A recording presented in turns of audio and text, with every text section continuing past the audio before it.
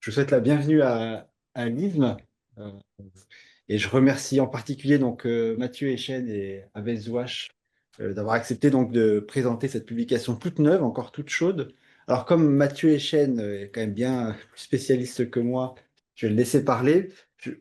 Voilà, je dis juste qu'on est très content de la présentation de cet ouvrage sur un sujet qui est à la fois très classique de l'histoire médiévale, que tout le monde connaît un petit peu, mais au fond, sur lequel les historiens, et en particulier Abbès et aussi Mathieu, ont travaillé récemment. Vous avez tous deux publié un ensemble de volumes, Alifao et Alifpo, sur la guerre et les sociétés médiévales, donc en particulier pour Mathieu Echen, spécialiste plutôt de la Syrie et de l'Égypte à l'époque mamelouk, c'est l'objet de votre thèse, clientélisme et réseau de pouvoir justement à l'époque mamelouk, que vous avez publié donc en 2013 aux presses de l'IFPO, et puis ensuite entre 2015 et 2018, une succession d'ensemble de numéros d'ouvrages communs et de revues aussi, des numéros de collectifs consacrés à la guerre.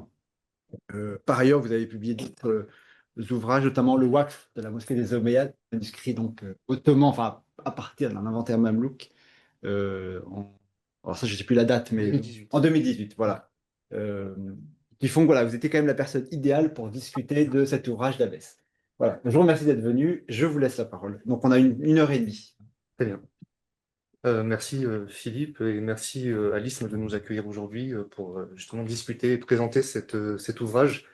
Donc je vais rappeler qui est Abel Ouache, mais vous le connaissez pour la plupart d'entre vous. Donc Abel Ouache est directeur de recherche au CNRS, ancien membre scientifique de l'Institut français d'archéologie orientale au Caire. Il a été directeur du Centre français de recherche de la péninsule arabique, l'ancien CEPHAS, à Koweït de 2017 à 2021 et actuellement, depuis 2021, il occupe la fonction de directeur des études à l'Institut français d'archéologie orientale du Caire.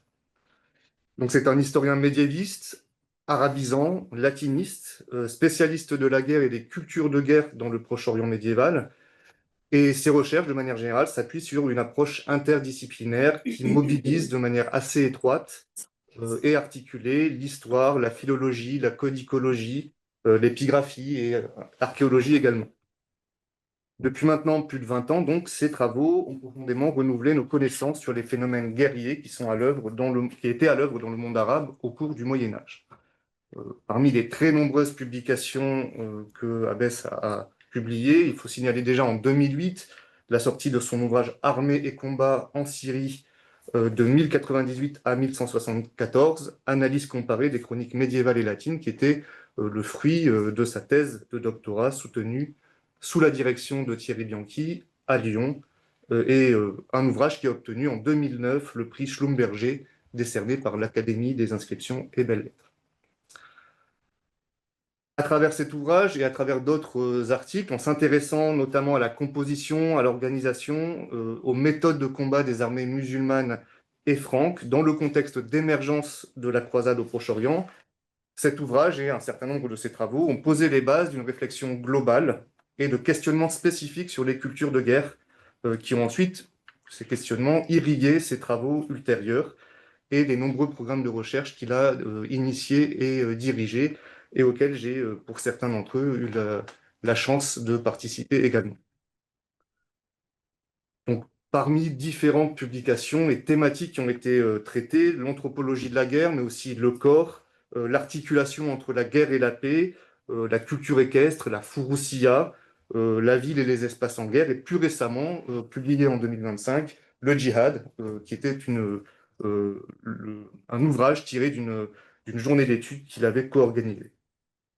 Par ailleurs, Abbas Ouache est également un éditeur de textes arabes. En 2016, il a édité un ouvrage de Fouroussia, le Kitab el-Manahij, dans sa version, le titre court, disons, Les voies de la gaieté et de la bonne conduite en matière de tir à l'arc, de chasse, de course et de djihad. Je crois que c'est le titre traduit en français, qui était un ouvrage, texte, pardon, euh, écrit par un savant mécois du XVIe siècle.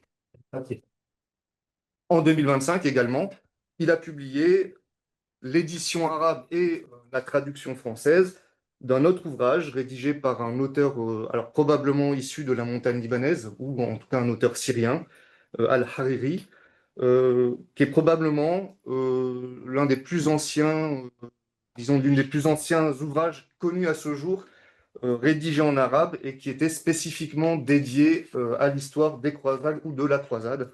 On reviendra peut-être sur cette différence.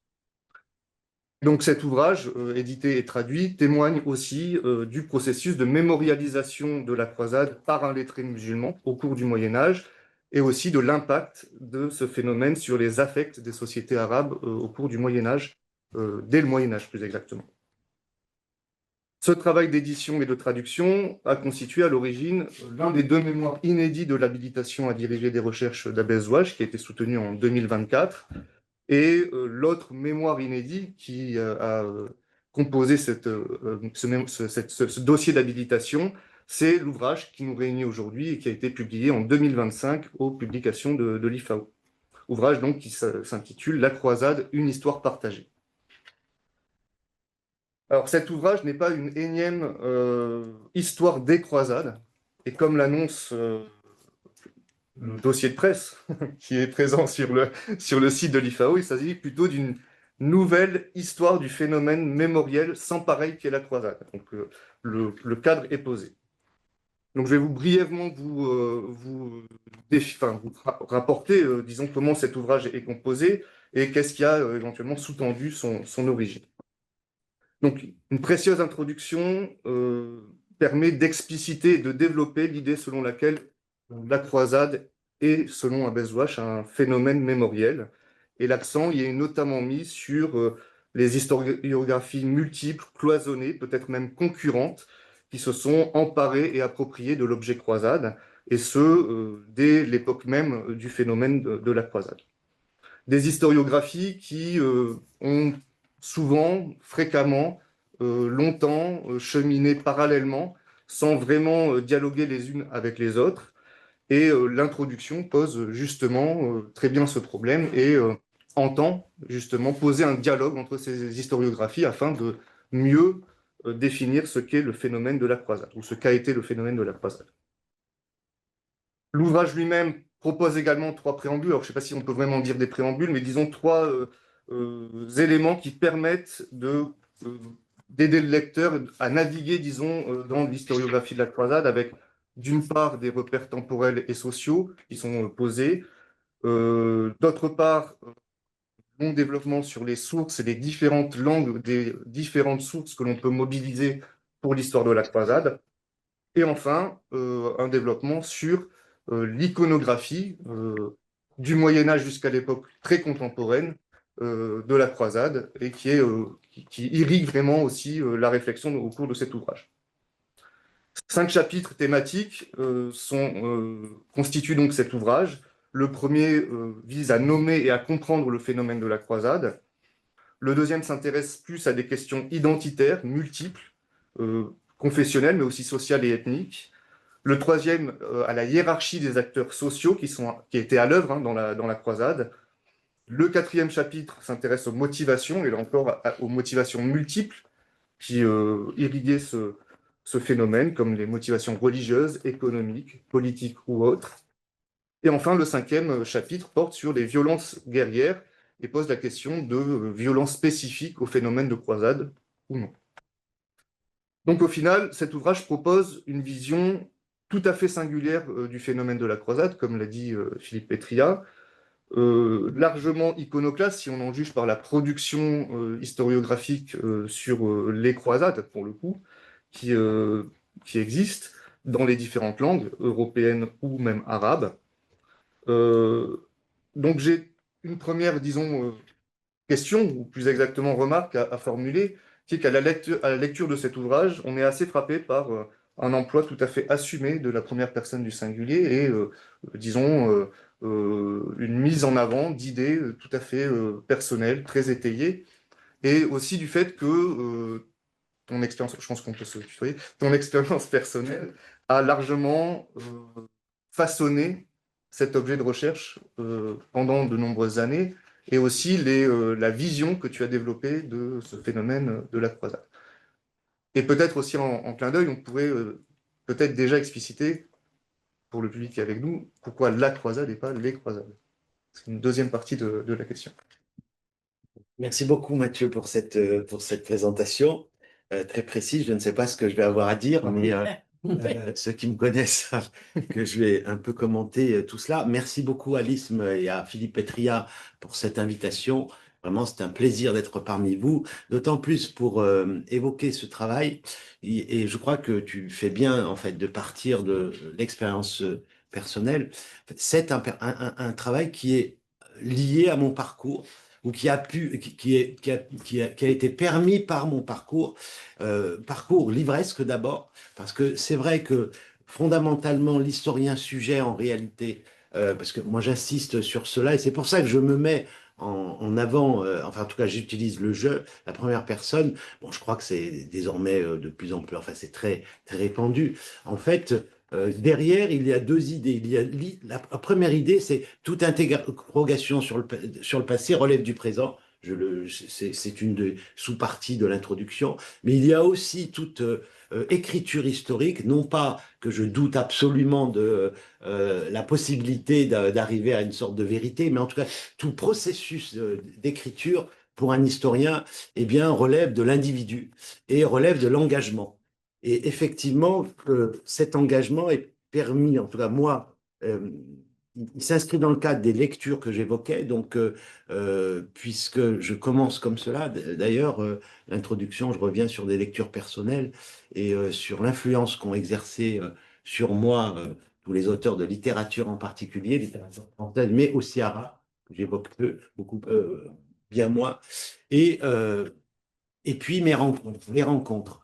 Je crois, je l'ai écrit, j'ai eu la chance, en fait, de naviguer, de travailler dans plusieurs pays, évidemment dans le mien, donc en France, mais aussi dans de nombreux pays du Proche ou du Moyen-Orient plus généralement.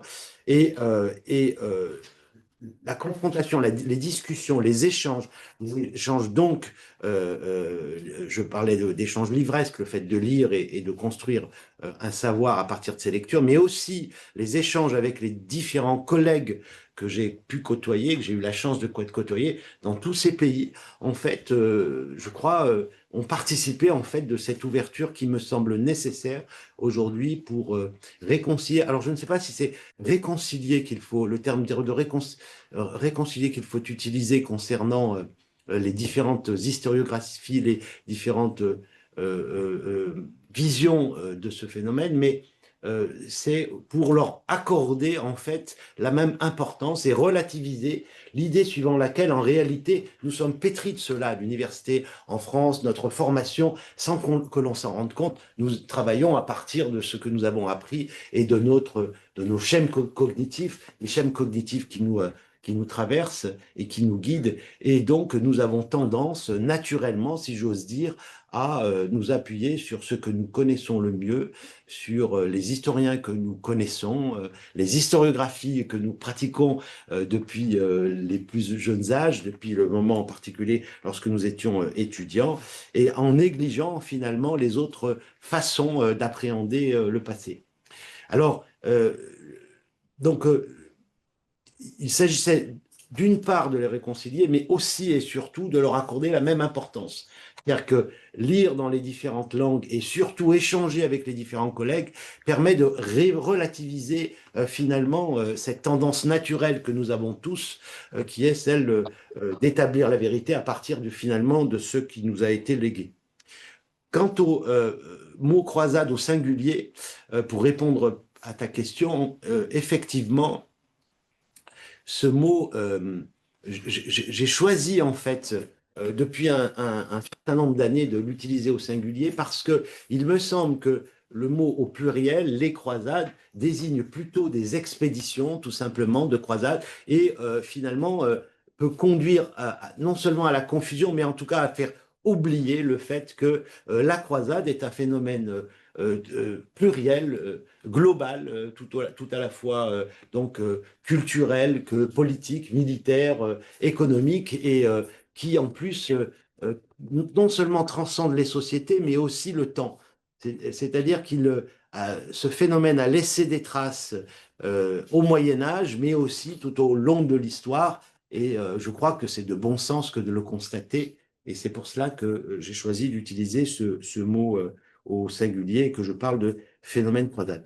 Troisième chose sur laquelle je veux rebondir après t'avoir écouté, il y a un élément important, ce travail de terrain que j'ai pu réaliser, il est dû aussi au fait que nous bénéficions de manière générale, la recherche française bénéficie d'implantations dans des pays à l'étranger, de centres de recherche, qu'ils soient des UMIFRE ou des écoles françaises à l'étranger, comme celle dans laquelle je travaille aujourd'hui, l'IFAO, ou le CEFREPA, donc UMIFRE, qui était basé à Koweït, à Sanaa auparavant et à Koweït. Et c'est vrai que c'est un atout considérable, considérable parce qu'on peut être accueilli et y travailler et y échanger et justement multiplier ces rencontres jusqu'au point où elles sont très souvent aujourd'hui de sorte d'incubateurs de la science. Et pour ma part, j'ai commencé à rédiger ce livre lorsque j'étais à Koweït et je l'ai terminé lorsque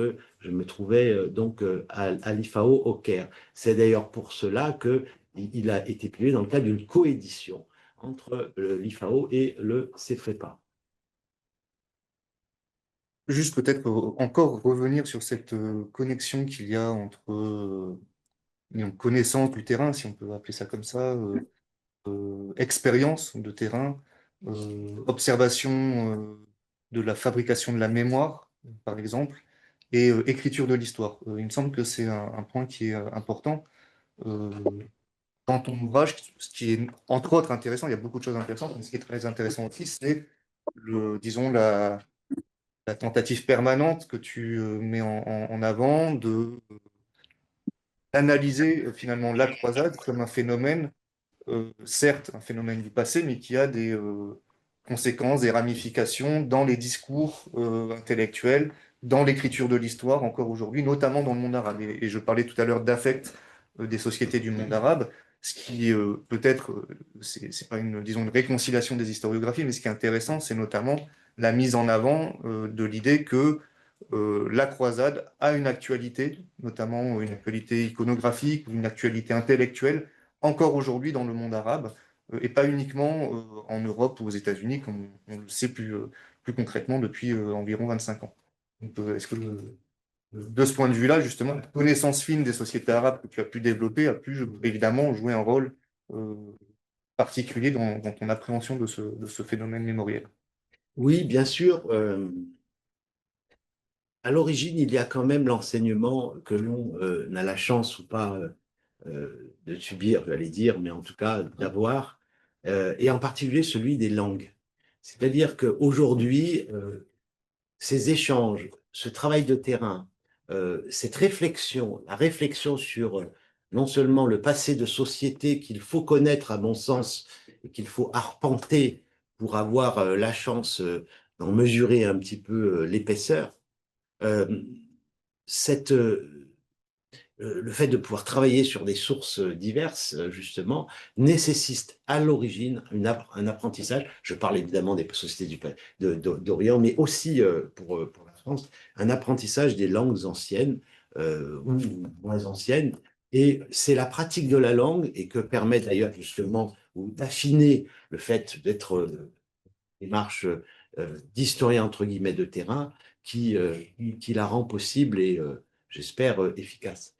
Euh, Autre chose, pour ce qui est de l'actualité, bah, on peut mesurer plus facilement dès lors, justement, alors, pour certaines périodes, le poids de la mémoire de la croisade. C'est-à-dire, ce qui m'avait surpris lorsque je faisais ma thèse, c'était à quel point, et lorsque je me trouvais en Orient, en Europe, en général, l'histoire de la croisade est un peu connue dans les milieux universitaires, chez un certain nombre d'intellectuels. Bon, il y a des essayistes, des polémistes et des journalistes qui s'y intéressent plus ou moins. Mais si j'ose dire, lorsqu'on discute avec tout un chacun, bon, c'est quand même une mémoire qui s'est un petit peu effacée, sauf ceux qui sont très engagés et avec des moments en fait de cristallisation où cette mémoire ressurgit pour des raisons, à mon sens, d'instrumentalisation politique. Tout le monde, enfin chacun d'entre nous savons bien à quel point finalement les discours d'ordre politique ou polémique peuvent être instrumentaliser la croisade et évoquer la lutte contre un ennemi séculaire, etc. En Europe, j'avais été frappé par le fait que quand même, tout un chacun, si ce sont ces instrumentalisations, sont assez éloignées. En Orient, et cela allait totalement à l'encontre de ce que j'avais pu lire sous la plume, en particulier d'un grand historien de l'Orient médiéval, Claude Cahen, j'avais été surpris de constater à quel point finalement, même un épicier, j'évoque des discussions avec des épiciers, ont des épiciers, tout un chacun, si j'ose dire, des gens dont ce n'est pas le métier, finalement, le savoir ne relève pas de leur métier a priori, eh bien, avaient connaissance, se sentent concernés par des événements du passé et considéraient que cela relevait de leur propre histoire et voire même étaient capables d'échanger de la manière la plus précise qui soit. Et du coup, ça m'a ouvert et pendant des années, je me suis intéressé aux différentes déclinaisons finalement de cette importance, que ce soit donc dans la culture populaire ou finalement dans la littérature, dans la télévision, etc. Et là, je ne suis pas le seul à le dire ou à l'avoir perçu, puisqu'il y a plusieurs historiens ou politistes qui travaillent sur ces questions. J'ai pu m'apercevoir finalement que ce poids est réel. Et là aussi, en Orient, il est utilisé à des fins finalement très souvent idéologiques et politiques. Ces mémoires de la croisade qui finalement euh, sont plus ou moins prégnantes selon les moments, en période de crise, mais pas seulement, elles sont ravivées et bien souvent instrumentalisées à des fins finalement de conflit ou de justification de politique. Oui, donc ces filtres idéologiques qui brouillent un petit peu notre compréhension de l'histoire de la croisade, en fait, sont partagés, comme tu le dis, euh, aussi bien dans le monde arabe que en Europe ou aux États-Unis. Est-ce que tu pourrais approfondir ce que tu as perçu comme différence ou comme proximité dans les façons, dans l'écriture de l'histoire de ces ensembles respectifs? Alors, j'ai pas employé l'idée de réconciliation, mais plutôt l'idée de dialogue que tu mets en avant pour comprendre. C'est-à-dire, c'est pas un dialogue culturel qui est proposé, c'est un dialogue du chercheur avec des historiographies euh, divergentes, concurrentes ou non, pour comprendre un phénomène de manière plus globale. Donc, est-ce que tu pourrais expliquer ou mettre en avant les points qui te paraissaient importants dans les points de différence, disons, entre ces historiographies, ces traditions historiographiques euh, multiples, justement, qui se sont développées sur la croisade? Alors, elles s'influencent et en particulier, en réalité, il y a elles sont différentes, mais l'historiographie, de manière générale arabe, même s'il faut décliner ensuite selon les nations et selon les époques, selon les appartenances, par exemple, des historiens de sensibilité marxiste proposent une interprétation du phénomène croisade en Syrie, en Égypte ou dans les pays arabes qui est différente de ceux qui ont eu le vent en poupe pendant les années 80, entre les années 80 finalement et assez récemment, qui relève là d'une sensibilité plutôt islamiste. Euh, euh, euh, elles sont différentes, mais ces historiens ou ces polémistes, parce que ce ne sont pas seulement les historiens qui s'intéressent à la croisade et qui écrivent sur la croisade dans les pays arabes, c'est la même chose d'ailleurs en Europe et aux États-Unis, connaissent plus ou moins bien, ont certaine connaissance finalement des travaux de leurs pairs, ou en tout cas de ceux qui écrivent en Europe. Et aux États-Unis, parce qu'il y a des traductions, parce que nombre d'entre eux sont passés par l'Europe et les États-Unis, et puis parce que certains d'entre eux écrivent justement pour aller contre finalement ce qui est produit dans les pays en Europe ou aux États-Unis, pour l'essentiel, ou en Israël, etc. Ce n'est pas vrai, le contraire n'est pas vrai. C'est-à-dire qu'en France, en Europe, de manière, sauf exception, et vraiment l'exception, il y a très très peu de collègues qui se sont intéressés à cela, et aux États-Unis encore moins. Et même en Israël, où un temps il y avait un certain nombre de chercheuses et de chercheurs qui s'intéressaient un peu à ce qui était produit dans les pays arabes. En fait, aujourd'hui, enfin depuis une quinzaine d'années, c'est même plus, on ne connaît pas. On ne connaît pas ces historiographies-là, mais pas du tout. Ou alors c'est pour ça que je m'interroge dans l'introduction en particulier sur le fait, enfin, pourquoi à ce point, pourquoi aucune histoire de la croisade écrite en arabe n'est traduite dans une langue européenne, occidentale? Alors, cela relève de beaucoup de choses. L'historiographie de la croisade est essentiellement européenne. Elle, elle est très active en Europe à partir du 19e siècle. Il y a la méconnaissance de la langue et le fait qu'on ne fait pas l'effort d'apprendre la langue et de lire, et puis les historiens. Et puis, je mets en avant aussi l'idée suivant laquelle il faut sans doute voir, et je suis une sociologue et d'autres historiens sur ce point-là, une sorte de mépris pour la production intellectuelle émanant de ces espaces, de ces sociétés. Donc, des collègues relèvent la même chose, mais à un degré moindre, je crois, pour ce qui est produit en turc, etc. Donc, l'absence de dialogue est surtout dans un sens, en réalité, ou de connaissance en tout cas. Les différences, alors elles sont multiples, mais grosso modo, dans les pays arabes, de manière générale, l'idée toujours dominante est celle qui était d'ailleurs mise en avant par l'historiographie européenne après la Seconde Guerre mondiale, très largement, celle suivant laquelle finalement la croisade est la première entreprise d'envergure impérialiste, colonialiste, etc. C'est l'idée qui domine le plus, premièrement. Une deuxième idée assez importante qui circule dans les différents pays, même si là encore il faudrait affiner selon les nations, selon les historiographies, parce que en Syrie et en Égypte, on n'écrit pas l'histoire de la même manière exactement. C'est aussi au Liban, il y a une historiographie particulière, etc.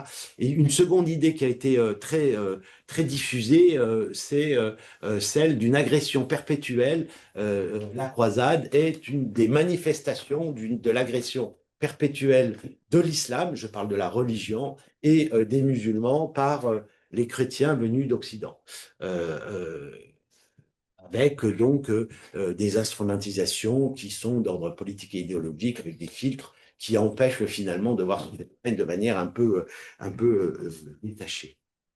Et est-ce que ça fait écho à un mouvement qui est peut-être similaire en Europe, aux États-Unis, d'une vision idéologique et religieuse justement du phénomène de la croisade? Alors, merci beaucoup pour cette question, parce que j'allais y venir. En fait, finalement, et c'est pour ça que je crois que, en réalité, la globalisation,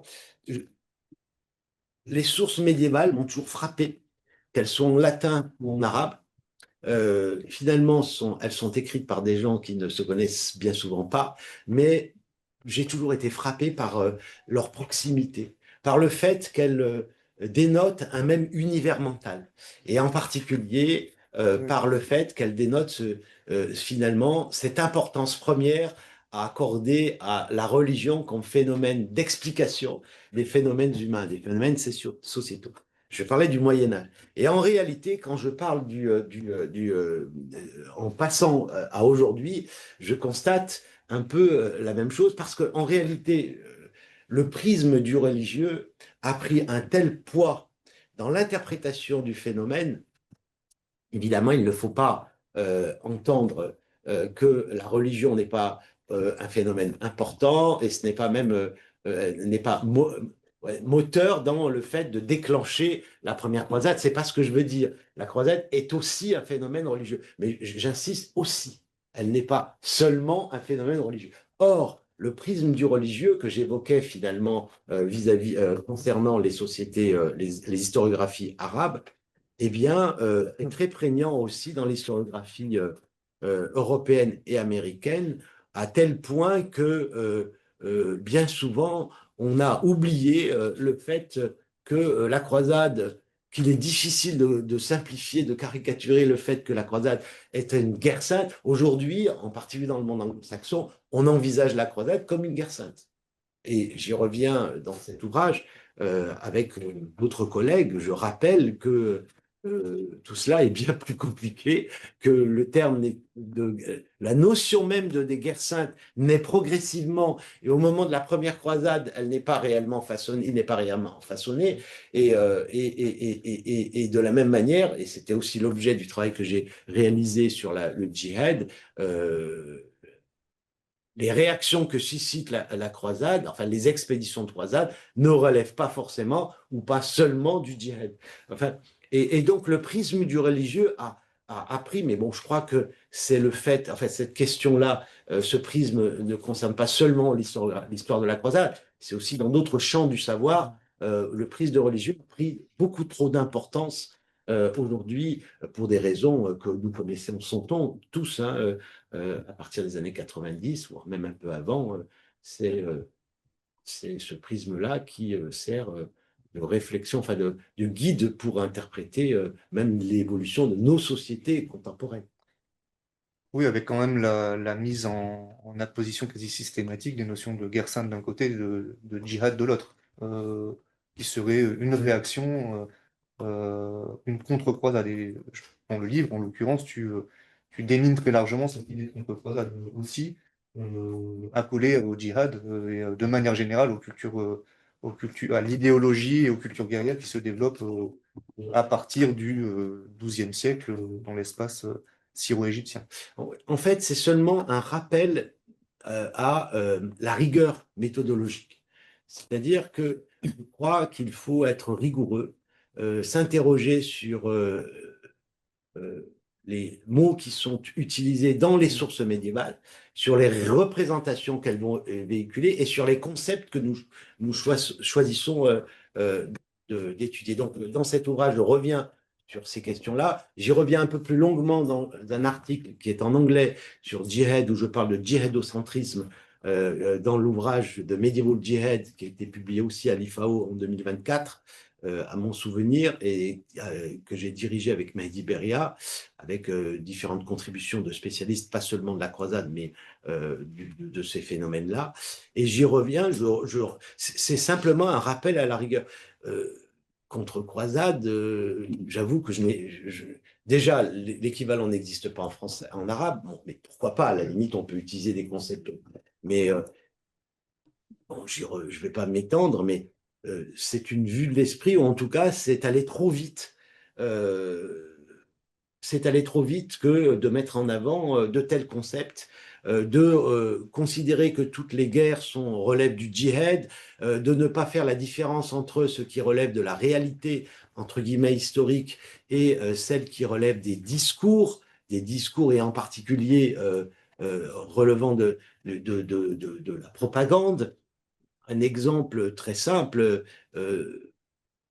c'est très connu, je ne veux pas dire que la sincérité des chefs de guerre pour leur sentiment relié, leur foi était-elle réellement sincère? Je ne sais pas. Des grands guerriers qu'on met en avant, mais la documentation montre bien que finalement, et même les statistiques que l'on fait, qu'on combat beaucoup moins pour des raisons religieuses que pour des raisons d'ordre politique, économique, etc. Que dès que les croisés s'installent en Syrie, on s'allie avec eux sans difficulté. Enfin, c'est beaucoup plus complexe et il faut, à mon avis, c'est surtout aujourd'hui, il est important de rappeler cette rigueur méthodologique. Si on pouvait revenir aussi un peu sur les sources et sur la multiplicité des sources, en tout cas des langues que tu as mobilisées, alors en pondérant quand même l'idée que tu maîtrises aussi bien le syriaque, le grec, le copte et d'autres langues, en plus de l'arabe et du latin, tu as évidemment l'honnêteté de dire que tu as lu ces langues-là en traduction la plupart du temps. Mais et si on peut faire à la fois le lien entre cette multiplicité des sources et aussi peut-être parler aussi de l'ouvrage de Hariri que tu as édité, et revenir justement sur le fait, enfin, en quoi cet ouvrage, qui n'est pas un ouvrage majeur, hein, tu le dis toi-même, en tant que tel, dans la production historiographique, il est quand même assez symptomatique de ce processus de mémorialisation de la croisade et en quoi il joue un rôle. En fait, il a joué un rôle aussi peut-être dans ta réflexion sur le sujet. Oui, là aussi, ça relève du bon sens. Alors, je crois que ce sont mes limites, mais à mon avis, les limites de tout historien. C'est-à-dire qu'il y a un moment, il faut travailler en collaboration avec d'autres collègues. Et nous, pour les sources médiévales, j'essaie d'accorder la même importance aux différentes, à la documentation écrite. Bon, j'utilise l'iconographie, l'archéologie, dans la mesure du possible, etc. Mais l'essentiel des sources sont écrites. Elles sont très largement en latin et en arabe, en latin ou en vieux français et en arabe, mais on a aussi des sources en arménien, en syriaque, un peu moins, en grec byzantin.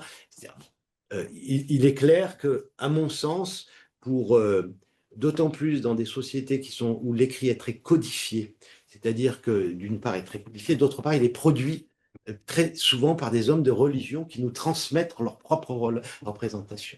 Pour avoir accès, si vous voulez, pour être capable de relever les biais, lire entre les lignes, si j'ose dire, eh bien, il faut travailler dans la langue originale.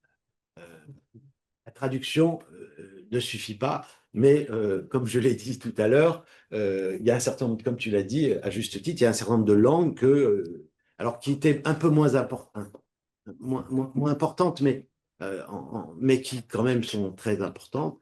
Ces langues-là, soit je les maîtrise mal, soit peu, et donc il faut s'appuyer sur l'expertise de collègues. Et c'est pour ça que je crois que l'avenir, c'est sur la croisade, ce sont des entreprises collectives, comme d'ailleurs ce qu'on appelle la Wisconsin History, qui avait commencé dans les années 50, qui était une grande histoire de la croisade, des croisades collectives en plusieurs volumes, qui a été produite aux États-Unis, mais qui a pris beaucoup, beaucoup trop de temps, malheureusement. Et en fait, l'avenir est là. Et de toute façon, la recherche aujourd'hui ne peut se faire que dans le cadre de collaboration et de discussion permanente, ce qui a été mon cas même pour cet ouvrage. Et concernant Al-Hariri, en fait, là aussi, ça relève du bon sens, c'est ce que je disais tout à l'heure. Il me semble que, alors que Claude Cahn considérait que c'était une parenthèse très vite oubliée au Proche-Orient, j'avais été très surpris de lire ça déjà lorsque j'étais étudiant de thèse. Je l'avais un peu dit à mon directeur de thèse, mais à cette époque-là, voilà, on fait une thèse, c'est un exercice de style, et peut-être d'autant plus en histoire, et en histoire médiévale en particulier. Donc, je l'avais dit, écrit, mais vraiment sans insister. Mais parce que tout dans la documentation me montrait le contraire, en fait.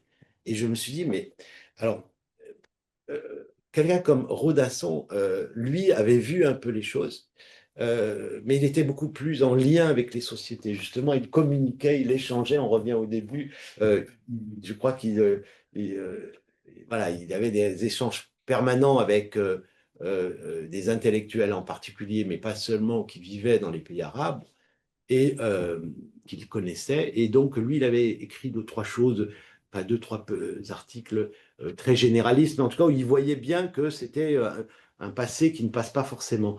Et, et lorsque je regardais ce texte, ça m'avait beaucoup surpris, parce que Al-Hariri, le Kitab al-Tabyin, n'est pas.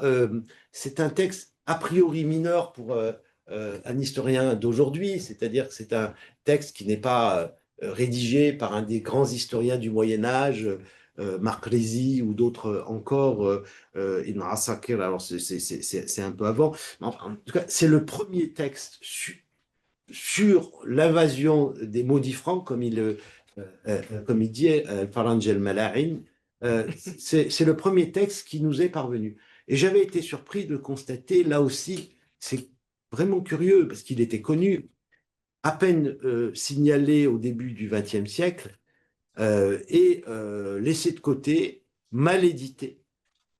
Or, il est rédigé plusieurs siècles avant la fin de la croisade, entre guillemets, en Orient, avant la perte de Saint-Jean d'Acre, en fait la chute de Saint-Jean d'Acre, et par là même finalement du royaume de Jérusalem, et en 1291. Et il témoignait finalement de la volonté d'un homme, et d'où son importance finalement. Il est plus important que s'il avait été produit par un grand historien de cette époque-là.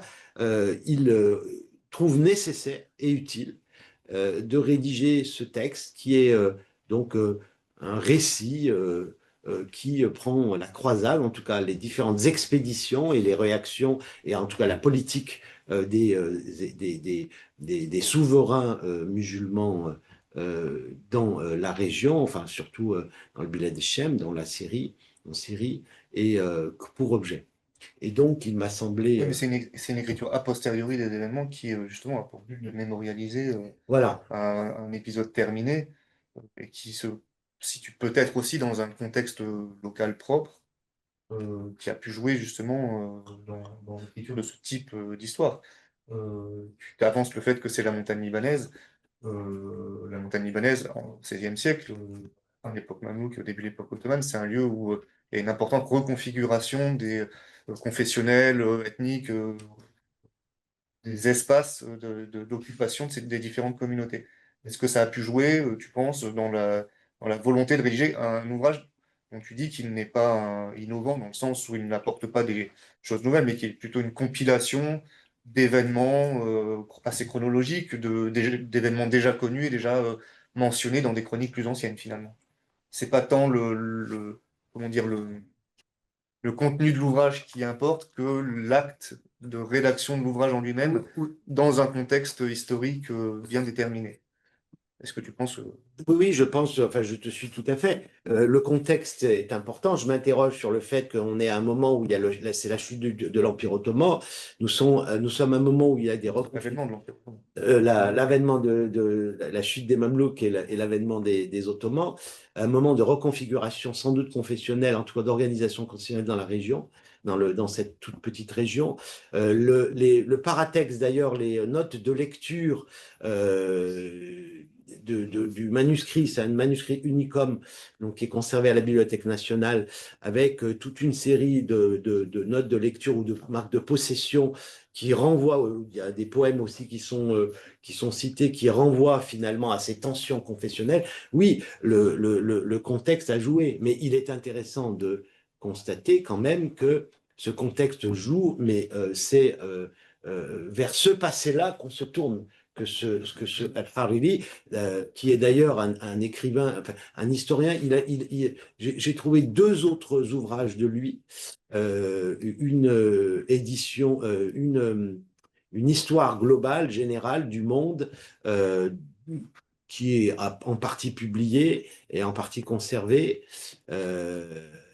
et dont d'ailleurs est tiré l'essentiel du Kitab et-Tebyin, les Muntakhab el-Zaman, et un autre complètement inédit, d'ailleurs, qui est une cosmographie qui est conservée dans un manuscrit Unicum, là aussi, et autographe, qui est aux États-Unis et que j'éditerai, je pense, un jour, assez prochainement.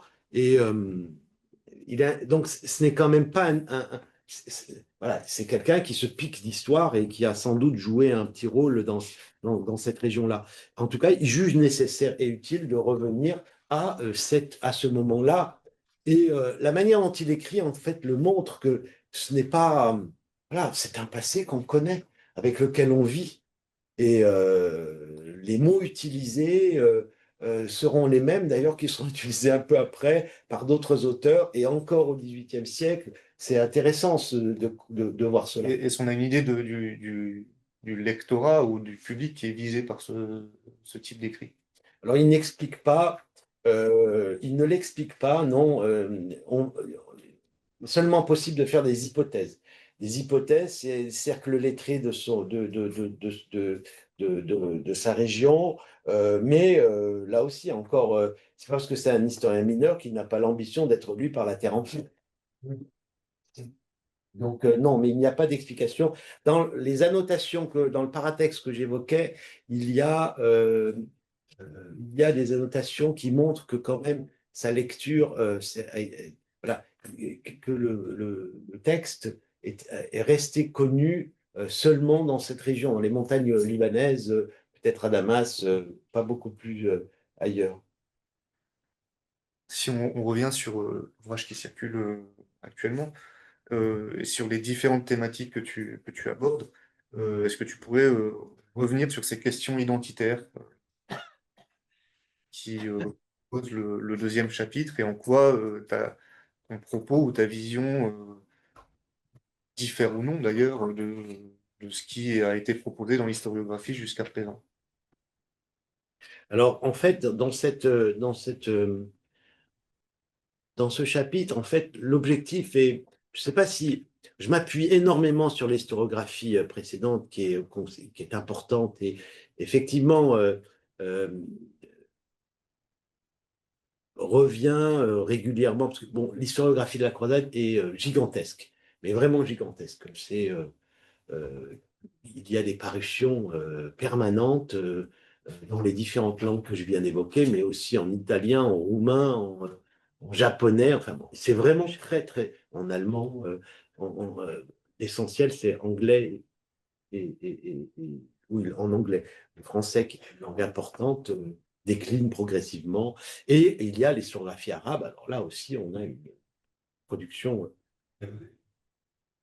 Donc, je m'appuie très largement quand même sur les travaux de mes prédécesseurs. Et heureusement d'ailleurs, je crois, mais que je serais incapable d'avoir tout lu, toutes les sources. L'objectif, c'était à nouveau de montrer la pluralité des identités. C'est-à-dire que j'ai intitulé ce chapitre de cette manière parce que je voulais montrer que les acteurs de la croisade, en fait, sont très nombreux, multiples, et qu'il faut leur accorder tout autant d'importance dans la mesure où c'est possible de le faire, quelle que soit leur appartenance donc sociale, puisque les sources sont quand même d'abord écrites pour des élites, je ne sais pas si le terme est approprié, mais en tout cas pour ceux que je me plais à nommer les dominants. Et donc, ce sont seulement d'abord eux qui sont mis en scène dans les sources médiévales. Or, ce qu'on appelle les menus, et il y a une historiographie importante, en particulier en français, sur ces questions-là, joue aussi un rôle moteur. Et donc, je voulais aussi montrer à quel point ils sont importants. Oui, non, ça me fait penser que, est-ce que justement il y a une différence entre les sources latines, par exemple, et les sources arabes? On sait que dans les sources arabes, pas proprement liées à la croisade, mais disons les chroniques arabes médiévales, il y a un effacement assez important des classes dites populaires, d'un certain nombre d'individus qui ne sont ni des guerriers ni des lettrés. On a du mal à écrire une histoire sociale et économique de ces catégories d'individus dans la société. De la même manière que les femmes sont très largement invisibilisées dans les textes ou en tout cas de manière assez systématique. Donc, aussi bien des milieux qu'on pourrait considérer comme populaires qui sont des forces importantes de la croisade ou de la réaction à la croisade, la réaction musulmane à la croisade. Est-ce qu'une histoire est possible et comment elle serait possible? Par quel biais? Et de la même manière sur le rôle des femmes. J'imagine que les femmes issues des élites politico-militaires ou disons des milieux ou des sphères dirigeantes sont beaucoup plus présentes que des femmes du peuple. Là aussi, comment tu as envisagé justement ces questions-là, puisqu'elles participent d'une volonté notamment de mettre en avant ces catégories-là. C'est un décloisonnement des historiographies, mais c'est aussi un décloisonnement peut-être disons des acteurs eux-mêmes du phénomène croisade que tu proposes. Oui, oui. Alors, on trouve les mêmes biais. Pour faire vite, en fait, on trouve les mêmes biais. Je parlais d'univers mental commun chez les producteurs de savoir historique dans dans les différentes sociétés euh, où sont produites donc les textes. Le même univers, en fait, finalement, on a l'effacement, effectivement, on a l'effacement très largement de pans d'acteurs qui jouent un rôle important. Alors, les menus, comme on dit, sont présents, mais surtout dans les sources latines, moins dans les sources arabes. Ils le sont, mais moins quand même, avec bien souvent un rôle minoré, voire c'est leur dangerosité qui est mise en avant.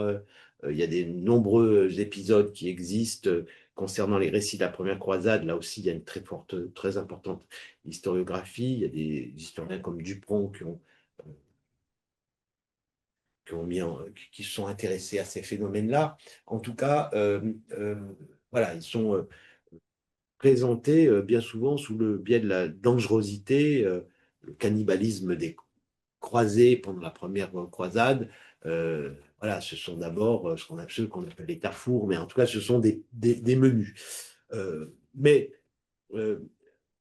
là aussi, c'est difficile d'avoir accès finalement quand on est dans des sources, quand on s'appuie sur une documentation, d'où l'importance en réalité de l'archéologie, quand elle sera mieux possible dans ces régions du monde, dans le Proche-Orient qui est, comme vous le savez, violenté et où l'archéologie est difficile, sans compter le fait le viseur va bientôt être éteint, je dis, qu'elle est très orientée, l'archéologie, enfin, bon,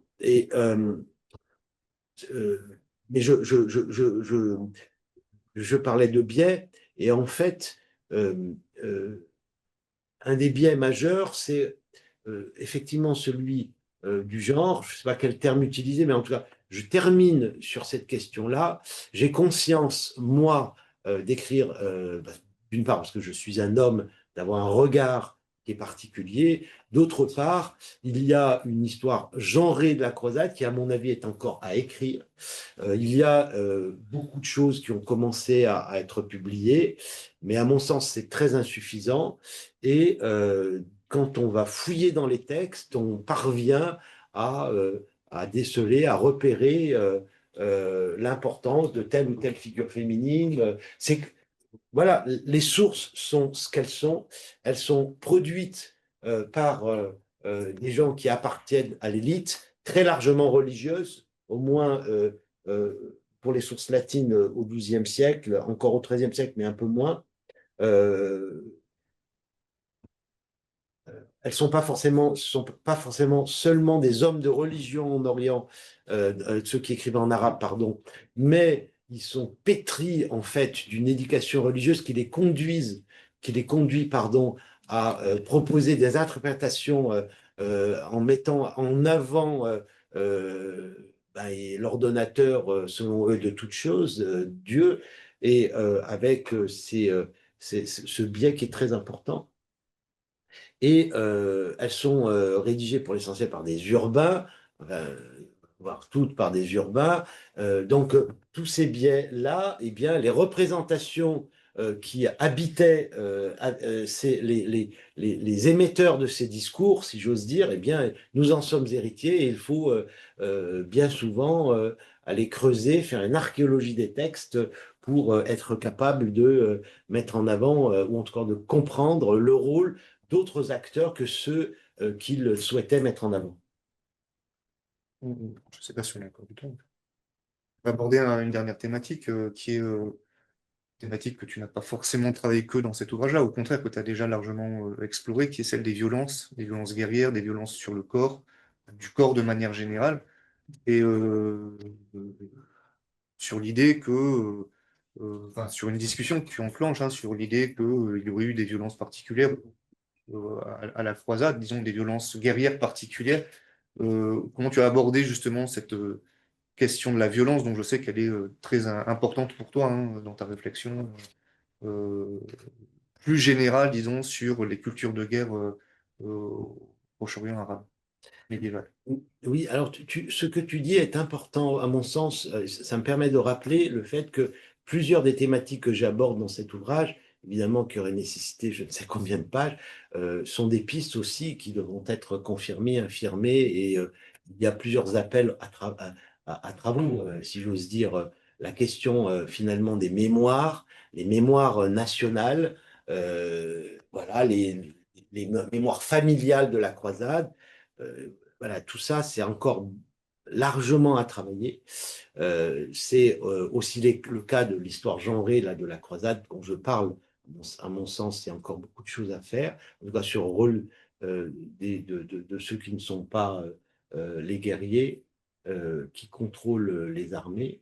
Euh, et concernant les violences, c'est un thème qui me tient à corps parce que, en fait, j'étais très influencé, moi, en tant qu'enseignant du secondaire, très largement, puis inspecteur, j'avais assumé la fonction d'inspecteur, par des lectures qui étaient liées au fond à l'activité que j'avais, c'est l'enseignement de la Première Guerre mondiale. Et j'ai été très intéressé dans les années 2000 par l'historiographie de la Première Guerre mondiale. Euh, j'ai lu aussi beaucoup à l'époque les travaux d'Audouin Rousseau, enfin, d'historiens qui mettaient en avant une anthropologie de la guerre. Et au fond, ça m'a conduit un peu à importer un certain nombre de questionnements qui étaient peu usités dans ma discipline chez les médiévistes orientalistes et à m'interroger sur cette violence en tant que révélatrice finalement des hommes et des sociétés. Et à m'apercevoir que, en fait, dans les sociétés sur lesquelles je travaillais, pas seulement au XIIe, XIIIe siècle, mais un peu avant aussi, la guerre m'apparaissait comme une matrice, finalement, culturelle, euh, déterminante, qui n'était pas suffisamment appréhendée comme telle. Je m'explique. L'idée la plus commune était celle d'une militarisation du pouvoir suite au fait que à partir du XIe siècle, finalement, une rupture importante se déroule en Syrie et en Égypte, au Proche-Orient, avec la prise, avec le pouvoir assumé désormais par des hommes de guerre et de pouvoir, et dont on percevait bien qu'ils avaient un rôle fondamental politique, parfois idéologique, même si on savait bien qu'ils étaient souvent mal arabisés et mal islamisés. On mettait en avant leur turcité, le fait qu'ils n'étaient pas des Arabes, etc. Mais en tout cas, les sociétés, les sultanats, comme on dit, sultanats, déjà les États abourides, zinguides, la disparition du califat fatimide, l'arrivée au pouvoir des Ayyoubides, le sultanat ayyubide, le sultanat bablouk, c'était la consécration finalement de l'arrivée au pouvoir de ces guerriers. Et donc, Jean-Claude Garcin et d'autres historiens mettaient en avant le fait que le pouvoir se militarise. Peut-être du fait de mon biais personnel et du fait des thématiques qui m'intéressaient, je me suis aperçu que, en fait, enfin, en tout cas, moi, je pense, j'ai été conduit à penser, nos échanges ont été importants, puisque toi aussi, ce sont des questions qui t'ont occupé, du fait qu'en réalité, la question n'était pas seulement celle de la militarisation du pouvoir.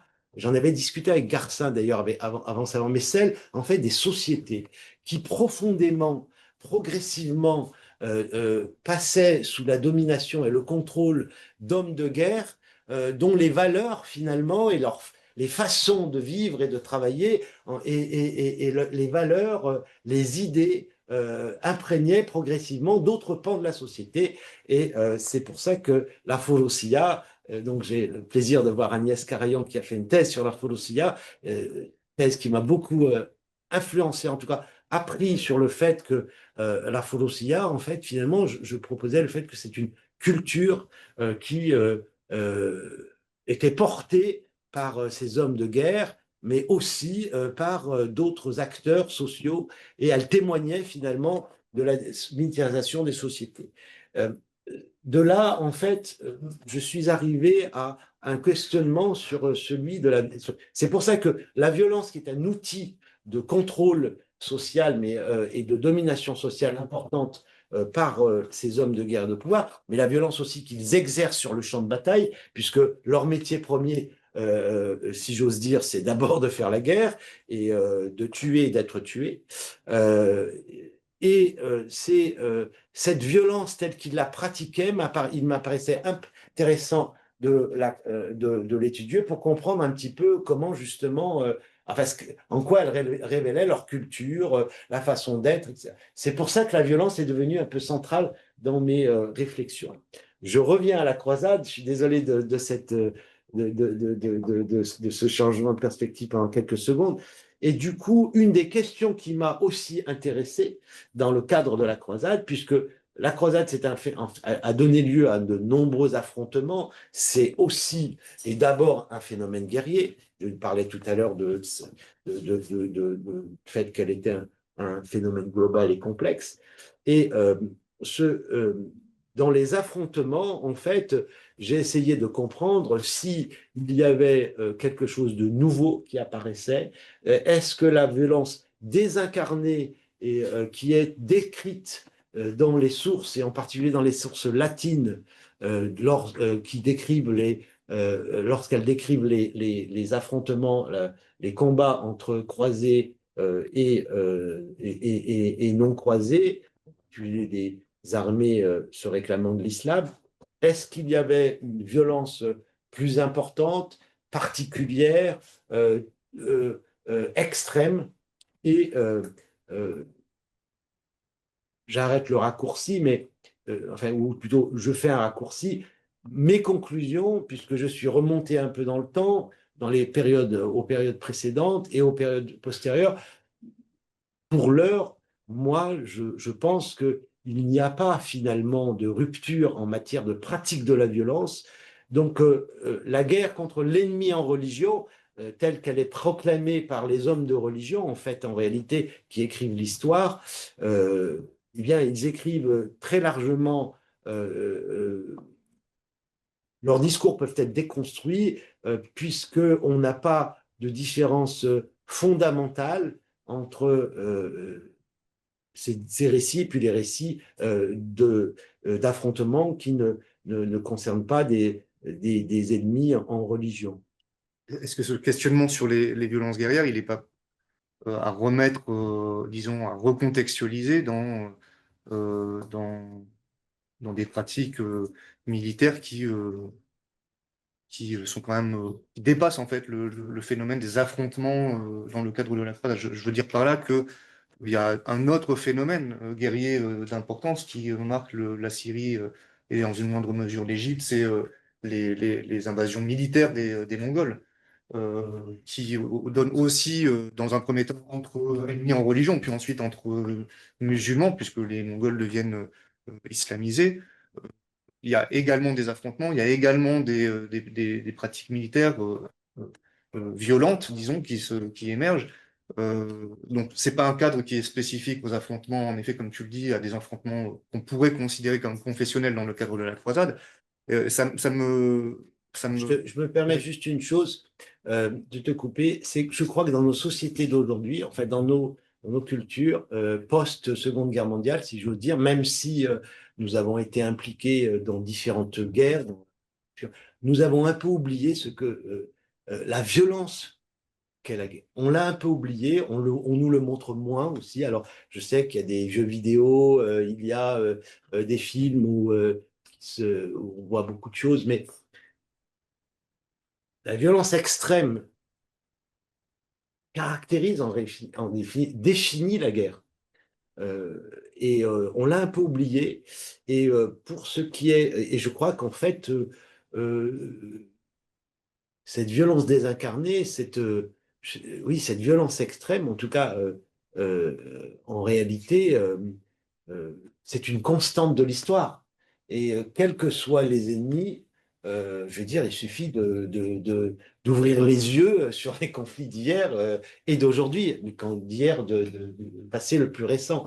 Voilà, après, il faut la regarder, mais je t'ai interrompu. oui. Oui. Et donc, Non, non, ce que je veux dire, c'est que la lecture de ton ouvrage et tes travaux sur la croisade m'ont aussi amené à réfléchir un petit peu sur une période qui est plus la mienne, qui est l'époque, disons, entre le XIIIe et le XVIe siècle, et sur des phénomènes qui sont assez identiques finalement par rapport aux Mongols, c'est-à-dire à la perception des expéditions militaires des Mongols sur l'espace syro-égyptien. Et on peut dire qu'il y a, alors il y a les travaux d'Élodie Ligou qui ont énormément déminé et expliqué aussi d'un point de vue historiographique comment la figure du Mongol sanguinaire, alors mongol, turco-mongol, est partie du Proche-Orient dans l'historiographie et a même irrigué l'historiographie européenne jusqu'au XIXe siècle, Tamerlan notamment. Mais ce que je veux dire, c'est qu'il y a aussi des processus de mémorialisation de la violence des Mongols. On les trouve alors pas dans des ouvrages forcément à connaissance qui sont du type de celui que tu as édité pour la croisade, mais dans les chroniques, tout simplement dans les chroniques arabes, il y a souvenirs, rappels de ce qu'a pu être tel ou tel conquête de la ville de Damas par les Mongols, puis par Tamerlan en 1300, 1400.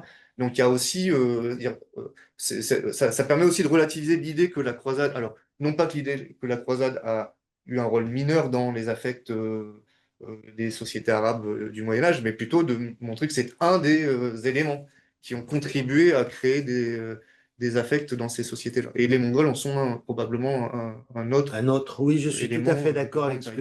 ce que tu dis. Effectivement, on est dans une histoire, non pas linéaire, mais en tout cas, il y a des étapes. Et l'une de ces étapes, évidemment, c'est la croisade. Ce sont les expéditions de croisade et les conflits auxquels elles ont donné lieu.